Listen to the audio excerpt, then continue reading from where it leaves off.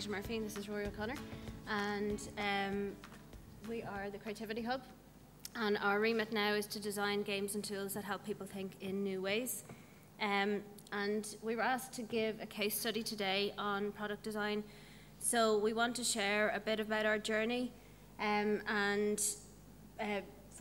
a journey about Rory Story Cubes, our product that we've taken from an idea through to an international selling product. And we just give a few tips along the way. So for those of you who don't know about it, we'll just show you a quick video that introduces it.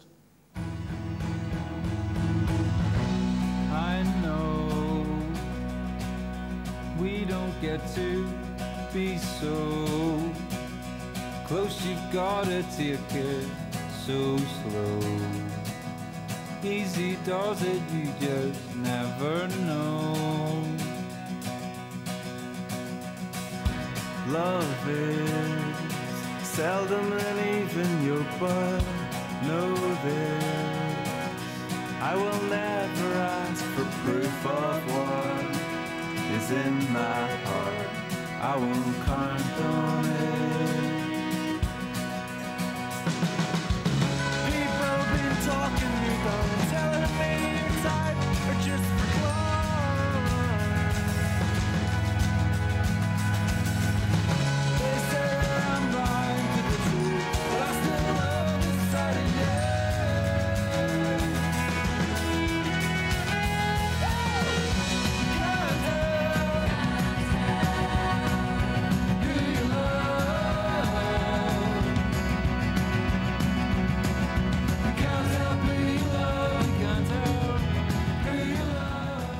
So Rory Cubes is essentially a small little game with 9 dice. You roll the cubes and you make up a story that starts with once upon a time, and you join together all 9 face-up images. So we were asked to talk about the problem that our product solved. We think of it less in a solving a problem, but more that it meets needs. And it's been used internationally, professionally, in education, in therapy, in creative training. But really, it's families around the world that tell us that the key things about it is that it fosters imagination and that it's time well spent together. So they're the real needs that it meets. And to date, we've sold, through distribution and licensing, we've sold 1.5 million units and won multiple awards with it. So it is meeting those needs. So our tip number 1 is really to provide something of real value, and then people were happy to pay for it. Okay, so but where did the whole thing come from? Originally in 2004, I had an idea for a kind of a creative problem-solving tool, and at the time we had our first daughter, and you know, Anita, in her supportive way, just said, "Just go and make it." So I did. I went out and I bought a Rubik's Cube. I peeled off all the stickers and I created my own. And I stuck them on, and I used to sell these to, well, I used to use them in my own coaching practice because it's a creative problem-solving tool. But I used to sell them for about £20 each to coaches and trainers and clients that I would work with. So right from the very beginning, we started making a little bit of money from it. So basically, that's our kind of second tip is, like, don't wait for others to get what it is that you're talking about. Do your best to try and prototype it, and get started and start getting feedback. And I think one of the best things is if you can get people to part with money for even a prototype version of what you have, I think you're off to a good start. Okay. Oh, I'll keep going. Right, so it was based on a Rubik's Cube. We wrote to a company called 7 Towns who hold the international license for Rubik's Cube and said, "We've got this great idea, would you like to license it from us?" And they wrote back and kindly said, "No, thank you very much." So at that point, really, you know, the idea was kind of killed a little bit. But instead of giving up, we'd seen the benefits that the Story Cubes, what we call the MetaCube, what it was bringing to people in terms of imagination. So we asked instead, well, if we can't do it this way, what's the essence of it that we need to keep so that we can keep going? And we analysed it and found, well, you know, it's highly visual. It plays on the idea of 3 by 3. It's a tactile experience. There's a nearly infinite combination. It's extremely portable, and it's got 54 images. keep going.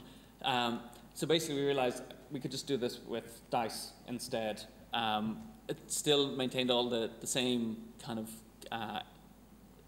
elements to it, but it also added in greater ease of portability, a greater tactile experience. It improved the number of combinations, and it also added a wonderful sound component that people always tell us about now when they play with the story cubes. When you roll them, it just makes a really nice sound experience.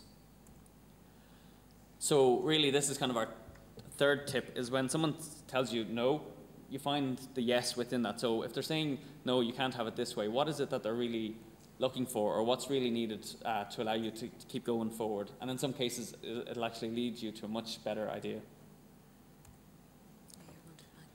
Okay, so I'm going to keep going. So originally, it was sold in this format. We shifted to the dice, which had basically printed out card and stickers stuck on, sold in a bag. We'd sell these, and then we moved to bigger dice as well, and we used a small company in the States would help us to make these, and we'd sell them online through their website. So at each stage, as we improved the product, we still kept selling these versions, mostly to coaches, trainers, and a few parents as well. But finally, in 2007, I managed to land quite a big job with a big Fortune 500 bank, and it's funny, I was going to train up innovation agents within this organization. And as part of this deal, I said, yeah, of course we'll provide you with 32 sets of story cubes for your team.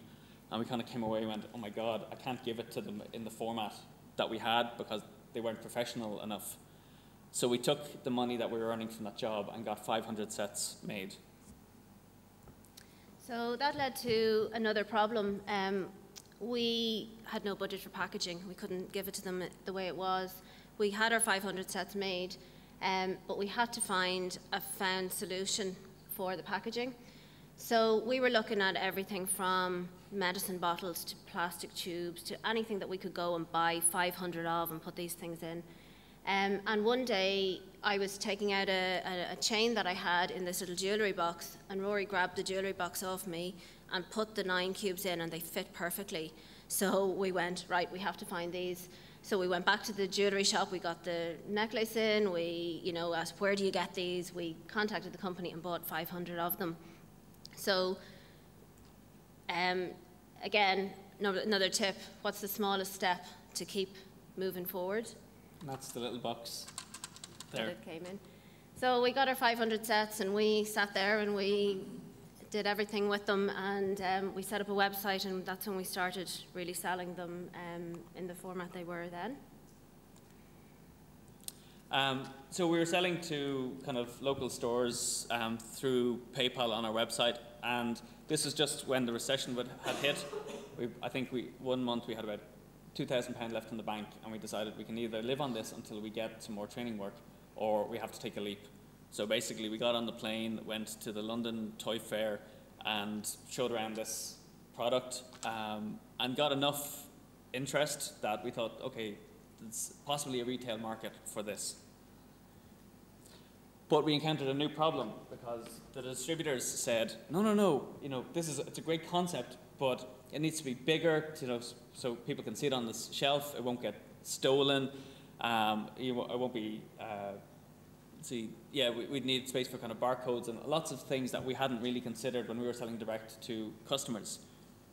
But at the same time, we knew that our customers were saying they loved the fact that it was compact and it was small, it was robust, and we had a dilemma, because if we make it bigger, then we're going to lose our customers. And we realized, even though they were saying they were saying make it bigger, what they were really saying was they had a need for increased value or perceived value within the product. And when we realized that, it opened up a whole new door to finding solutions, which Anita will talk about in a minute. So yeah, the real problem was about perceived value. So instead of looking at other toy products, which all come in big boxes with excessive packaging, we thought, well, what other products out there have a high value, or they sell for a higher price, but they're small? So we looked at things like cosmetics, which obviously they're expensive and small. And we came home and we prototyped our first little box, which Rory has there. We still have it. Box with markers and stickers. And you know, really, we wanted something with a magnet, something that was really nice to hold, but was still compact. And although we designed it up, it's remarkably similar to our initial prototype. So now we had a product that we could go and sell in retail. So with this version of Story Cubes, we were able to go back to the retailers, to the distributors, and show them this version. And based on that, now people wanted to get on board. We've got distributors in we've about 25 distributors. We're in about 40 countries. We're also sold on numerous national and international airlines as well. And that's where keeping it small has really worked in our favor. So essentially we've grown a family of partners around the world. And this is our final tip. And it's basically, you know, sometimes people don't get what it is that you're talking about. And it's kind of your job, I think, to show them what it is and what's so great about your own product as well. So instead of giving out about other people, do what you need to do to convince them and help them to get on board and help you to take your product to the next level. And that's more or less it. I just wanted to give a sneak peek of because we're talking about product design here, our next product that's coming out next year is a product design studio to help teach kids about design thinking. So that's just a sneak peek. Thank you. Thanks very much.